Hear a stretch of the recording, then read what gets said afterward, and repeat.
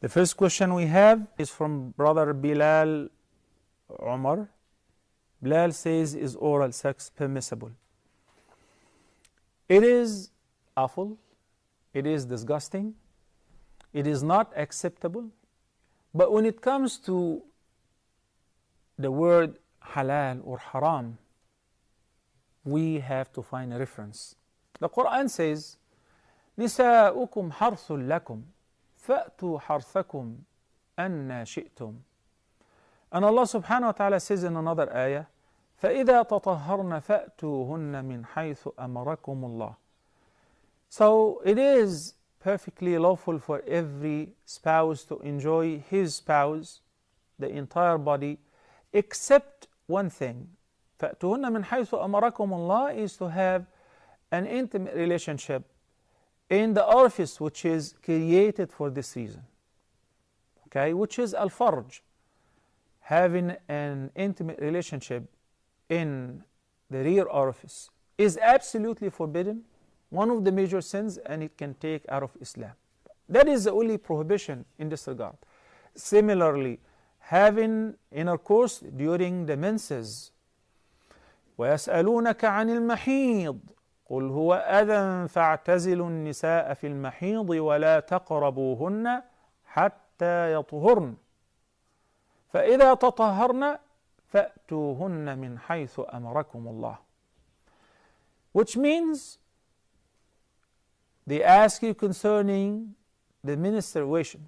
Say it is adha, harmful, because of the blood that carries germs and so on, the blood of the menses.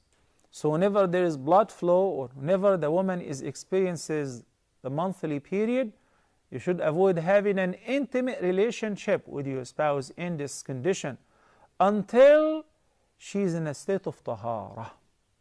And after the tahara, ائتوهن من حيث أمركم الله, embrace them wheresoever Allah allowed you to embrace, as I mentioned earlier. The place where she may conceive and have a child and so on. So these are the restrictions, and this is what is allowed, which is everything in general. It is permissible for every person to see everything of his or her spouse.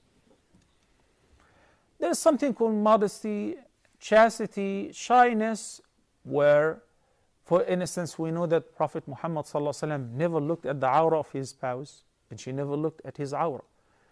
But it is not forbidden for any person to see his own awrah or the awrah of his or her spouse, of the entire body, including the major awrah. It is not forbidden. We have to be very specific. It is forbidden to touch your private with the right hand while urinating, not while taking a shower, not while washing yourself. In the hadith, the Nabi sallallahu alayhi wa sallam said, إِنَّمَا هُوَ بُضْعَةٌ مِنْكَ. It's just a piece of you. It's a part of you. It's not something impure. But one hadith requires that if you touch your private with your palm, then you have to make wudu. Another hadith says it's just a piece of you. So a combination of that indicates it is permissible to touch your body and your private as long as you're not touching your private while urinating or answering the call of nature with the right hand. Okay? So which means that doesn't apply to touching the private of the other.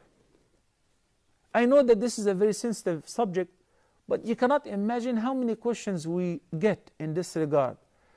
I cannot bury my head in the sand and say and act blind and neglect it, because these questions are from the youth. In America, a college student just asked me straightforward question, and she was a girl. Is oral sex halal or haram? It is easy to say haram.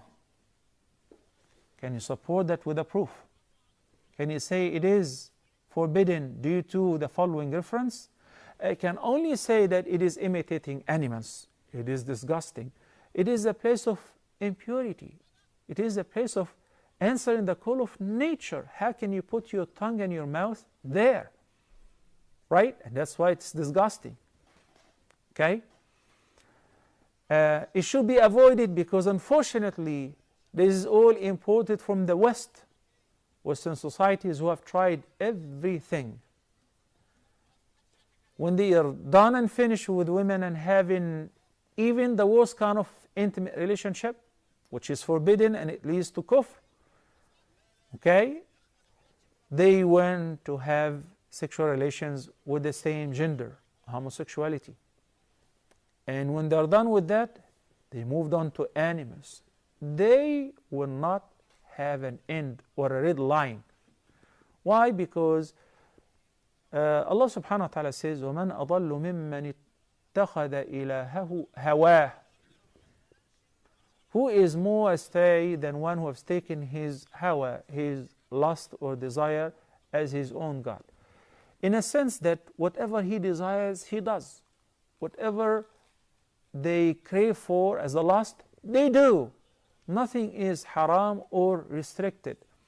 And the widespread of the STDs, sexual transmitted diseases, is simply because of that. Mouth cancer, وَالْعِيَاذُ بِاللَّهِ, throat cancer. Think about it. The place of urination and the place of answering the call of nature, the place which is full of microorganisms, which are normal flora for this place. But it is not normal flora for the mouth, for the tongue which says Subhanallah, the tongue which glorifies the praise of Allah, the tongue which recites the Quran. So should it be avoided? Yes, it is recommended to avoid that. This is not our tradition. But again, I cannot tell you it is forbidden because of a straightforward reference. I hope this answer is very clear. Barakallahu feekum.